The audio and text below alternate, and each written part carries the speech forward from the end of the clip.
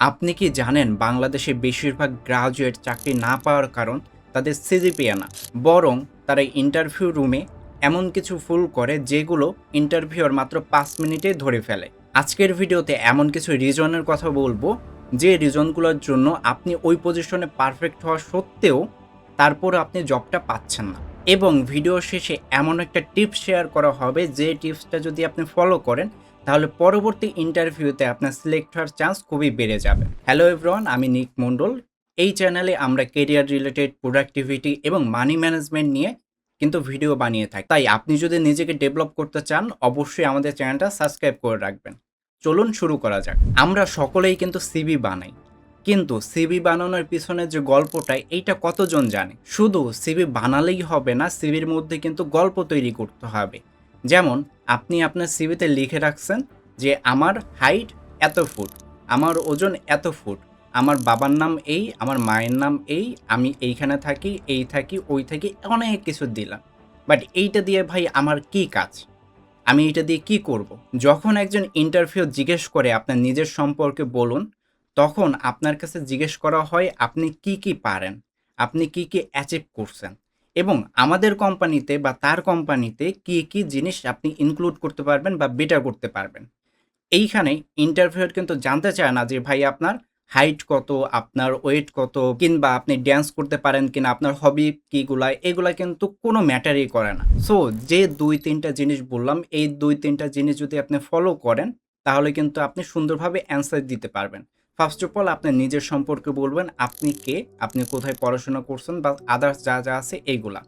এর সাথে সাথে আপনি প্রিভিয়াসলি কোনো এক্সপিরিয়েন্স থাকলে সেখান থেকে কি গেইন করছেন, কি কি অ্যাক্টিভিটি করছেন, সেখানে কি কি অ্যাচিভ করছেন, এগুলোর বিষয়ে বলতে হবে। সর্বশেষ আপনার কোন কোয়ালিটি আছে যেটার জন্য এই পজিশনে আপনাকে বেটার মনে হয় সেটাও উল্লেখ করে দিতে হবে। এই ৩-৪টা জিনিস যদি আপনি উল্লেখ করে আপনার ইন্ট্রোডাকশনটা দেন, আপনি অন্যদের থেকে অনেক এগিয়ে থাকবেন। আমাদের মধ্যে অনেকেই আছে জব সার্কুলার দেখলাম এবং সাথে সাথে আমার সিভিটাও এখানে সেন্ড করে দিলাম, বাট যখন আমি ইন্টারভিউ দিতে যাই তখন যখন জিজ্ঞেস করা হয় আমাদের কোম্পানি সম্পর্কে আপনি কি জানেন, তখন আপনি বলেন যে আমি তো কিছুই জানি না।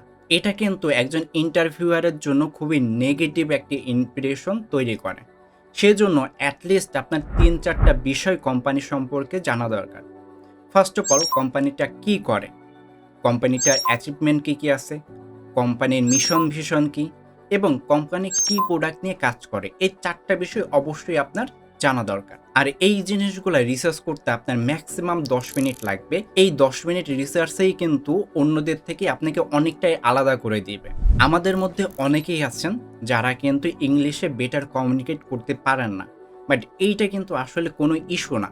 আপনি যখন বাংলাদেশের প্রেক্ষিতে কাজ করতেছেন তখন কমিউনিকেশনের ব্যাপারে আপনার বাংলাই বেশি প্রেফার করা হয়, কিন্তু এইখানে ২-৩টা বিষয় আপনার খেয়াল রাখতে হবে কমিউনিকেশনের ব্যাপারে। ফার্স্ট অফ অল আপনি খুব দ্রুত কথা বলতেছেন কিনা, আপনি এমনভাবে কথা বলতেছেন যে কারণে আমি আপনার কথাগুলো বুঝতে পারতেছি না। সেকেন্ড, আপনি আই কন্ট্যাক্ট রাখতেছেন না। যেমন আমি এখন আপনাদের দিকে তাকিয়ে কথা বলতেছি, এখন আমি যদি এদিকে তাকিয়ে কথা বলি আপনার কিন্তু আই কন্ট্যাক্ট হইল না। সো আই কন্ট্যাক্ট যদি আপনার মেনটেন করতে না পারেন সেখানেও কিন্তু একটা নেগেটিভ ইমপ্রেশন তৈরি হয়। এ বাদেও কমিউনিকেশন করার সময় আপনাকে জিজ্ঞেস করা হলো আপনার নাম কি, এখন আপনি বলা শুরু করলেন আমার দাদুর নাম এই, আমার বাবার নাম এই, আমার মার নাম এই, আমার দাদির নাম এই। বাট এইগুলা কিন্তু আপনাকে জিজ্ঞেস করা হয় নাই, আপনাকে জিজ্ঞেস করা হয়েছে আপনার নাম কি। আপনি যদি ক্লিয়ারভাবে আপনার নামটা বলেন ওইটা কিন্তু একটা প্রপার কমিউনিকেশন হলো। এর জন্য আপনাকে যে কথা বলা হয়েছে বা যেটা জিজ্ঞেস করা হয়েছে ওইটা রিলেভেন্ট অনুযায়ী কথা বলবেন এবং কনসাইজভাবে কথা বলবেন, শর্টলি কথা বলবেন। আমাদের মধ্যে অনেকেই আছি যারা হচ্ছে বড় বড় জায়গা থেকে বড় বড় ডিগ্রি অর্জন করছি, বাট ট্রাস্ট মি এখনকার যুগে ডিগ্রিটা শুধুমাত্র এন্ট্রি টিকিট হিসেবে কাজ করে। বাট আপনি যদি সিলেক্ট হতে চান অবশ্যই আপনার স্কিল গেইন করতে হবে। যেমন আপনার এক্সেল ভালো পারেন কিনা এইটা থাকতে হবে, গুগল ওয়ার্ক প্লেস আপনি প্রপারভাবে মেনটেন করতে পারেন কিনা এইটাও থাকতে হবে। বেসিক যে আমাদের কাজগুলো এই স্কিলগুলো অবশ্যই আপনার থাকতে হবে। লিডারশিপ কোয়ালিটি, টিম ওয়ার্ক, যে বেসিক কাজগুলো আছে এগুলো অবশ্যই আপনাকে পারতে হবে। অ্যানাদার আপনি কোনোভাবেই কিন্তু সিলেক্ট হবেন না। অনেকেই কিন্তু গ্রাজুয়েশন শেষ করেই হয়তো ৫-৬ জায়গায় অ্যাপ্লাই করছে এবং সব জায়গা থেকে হয়তো তার ইন্টারভিউর জন্য কল আসছে। এখন সে ইন্টারভিউ দিতে গেছে, 5 জায়গা থেকেই তাকে রিজেক্ট করে দেওয়া হলো। এখন তার মন খারাপ হয়ে গেছে বিকজ অফ সেই 5 জায়গা থেকেই কিন্তু রিজেক্ট হয়ে গেছে। এটার মোক্ষম কারণ হচ্ছে আপনি ইন্টারভিউ দেওয়া কখনো কিন্তু প্র্যাকটিস করেন নাই এবং আপনি আগে পরে কিন্তু এটা জানেন না যে কিভাবে কি করতে হয়। আপনি যদি সুন্দরভাবে একটা মক ইন্টারভিউ দিতেন বা 2-3 বার প্র্যাকটিস করতেন, তাহলে কিন্তু যখন আপনি রিয়াল ইন্টারভিউ দিতেছেন তখন আপনার এইগুলো খুবই সুন্দরভাবে ম্যাচ করতে পারতেন। সো আপনি যদি মক ইন্টারভিউ প্র্যাকটিস করতে চান তার জন্য একটা সুন্দর প্ল্যাটফর্ম আছে এন্টার টু কর্পোরেট।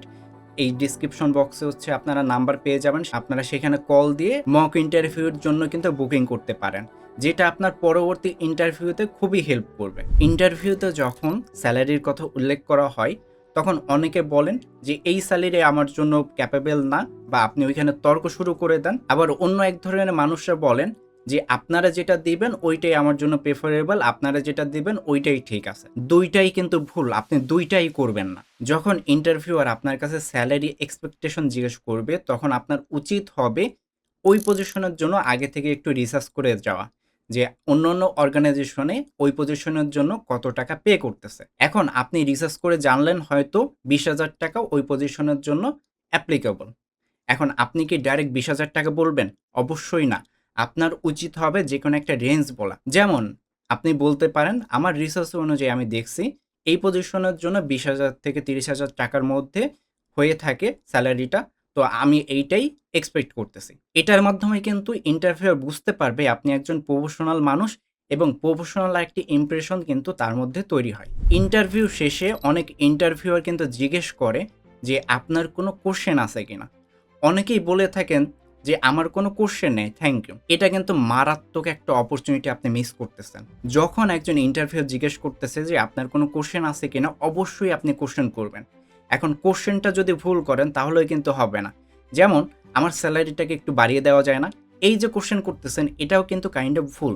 আপনার কোশ্চেন করতে হবে আপনি কি তাদের দিতে পারেন। যেমন আপনি বলতে পারেন আপনারা এখন কোম্পানিতে কি প্রবলেম ফেস করতেছেন, যেটা আমি যদি সুযোগ পাই তাহলে ওইটা সলিউশন করার জন্য কাজ করতে পারি। আবার আপনি জিজ্ঞেস করতে পারেন এই পজিশনের জন্য 3 মাস পরে আপনাদের এক্সপেকটেশন কি? আমি কি অ্যাচিভ করা আপনাদের প্রয়োজন বলে মনে হয়? ইভেন ইন্টারভিউয়ার যদি আপনাকে কোশ্চেন করার সুযোগ না দেয়, আপনি ওই অপরচুনিটিটা কিন্তু গ্র্যাব করে নিবেন।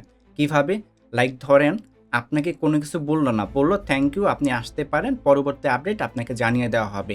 আপনি তাকে জিজ্ঞেস করেন আমি কি একটা কোশ্চেন করতে পারি? অবশ্যই পারমিশন নেবেন। সে যদি বলে যে হ্যাঁ কোশ্চেন অবশ্যই করেন, তখন আপনার কোশ্চেনটা রাখবেন যেটা আপনি বেনিফিটেড ওনাদের কিভাবে প্রোভাইড করতে পারেন সেটা রিলেটেড বলবেন। সেক্ষেত্রে তারা অলরেডি জানবে বা বুঝবে এই ক্যান্ডিডেট অনেক আগে থেকেই আমাদের কোম্পানি রিসার্চ করে আসছে এবং এই আসলে আমাদের বেনিফিটেড করতে চায় বা ভ্যালু দিতে চায়। সো এইবারে পালা হচ্ছে আপনাদের যেটা প্রথম দিকে বলছিলাম এমন একটা টিপস, যে টিপসটা আপনি যদি ফলো করেন পরবর্তী যে ইন্টারভিউ হবে সেই ইন্টারভিউতে সিলেক্ট হওয়ার চান্স খুবই বেড়ে যাবে। এতক্ষণ ধরে আমরা যে জিনিসগুলো আলোচনা করলাম বা যে জিনিসগুলো সাজেস্ট করলাম এগুলো যদি আপনি মুখস্থ করে ইন্টারভিউ দিতে যান তাহলে আপনি 100% ফেল করবেন। আপনাকে নরমালভাবে যেতে হবে, কোনো কিছু মুখস্থ না করে আরকি যেতে হবে। যাতে করে ইনস্ট্যান্ট কোনো যদি প্রবলেম আসে বা ইনস্ট্যান্ট যদি কোনো কথা আসে সেটা যেন উত্তর দিতে পারেন। এখন আপনি যখন উত্তর দিতেছেন তখন মাস্ট কিছু জিনিস আপনার উল্লেখ করতে হবে বা বলতে হবে। ফার্স্ট অফ অল কোনো একটা পার্টিকুলার প্রবলেম আপনি সলিউশন করে দিবেন। যেমন কোম্পানিতে হয়তো কোনো কনফ্লিক্ট হইতেছে বারবার, সেটা আপনি প্রবলেম সলিউশন করে দেবেন এইটা উল্লেখ করতেছেন। সেকেন্ড আপনি হচ্ছে টিমের সাথে কাজ করতে পারবেন সেইভাবে আপনি কোশ্চেনগুলো অ্যালাইন করতেছেন। যেমন আমি ১০ জন মানুষের সাথে মিলে এই প্রবলেমটা সলিউশন করে ফেলতে পারবো, বা ১০ জন মানুষের সাথে মিলে আমাদের প্রোডাক্টের যে সেল ওইটা 2x করে দিতে পারবো। লাস্টলি সবসময় আপনার মাথায় এইটাই থাকা দরকার যে কোম্পানিতে আপনি কি ভ্যালু দিতে পারবেন। কারণ একজন ইন্টারভিউয়ার শুধুমাত্র এমপ্লয়ি চায় না, সে এমপ্লয়ির মাধ্যমে একজন ভ্যালু অ্যাডেটর চায় যে সুন্দরভাবে তার কোম্পানিতে ভ্যালু প্রোভাইড করতে পারবে। অ্যান্ড আপনি যদি এই ভ্যালুটা প্রোভাইড করতে পারেন তাহলে সবার থেকে কম্পিটিটর অ্যাডভান্টেজে আপনি এগিয়ে থাকবেন। সো আজকের ভিডিও এই পর্যন্তই। আপনারা এখন পর্যন্ত কারা ইন্টারভিউ দিতে গিয়ে কি প্রবলেম ফেস করছেন সেটা কিন্তু কমেন্ট বক্সে জানিয়ে দিতে পারেন। এরকম আরও ভিডিও যদি আপনি দেখতে চান, নিজের কেরিয়ার গ্রোথ করতে চান, অবশ্যই কিন্তু আমাদের চ্যানেলটা সাবস্ক্রাইব করে রাখবেন। দেখা হবে পরবর্তী ভিডিওতে আবারও।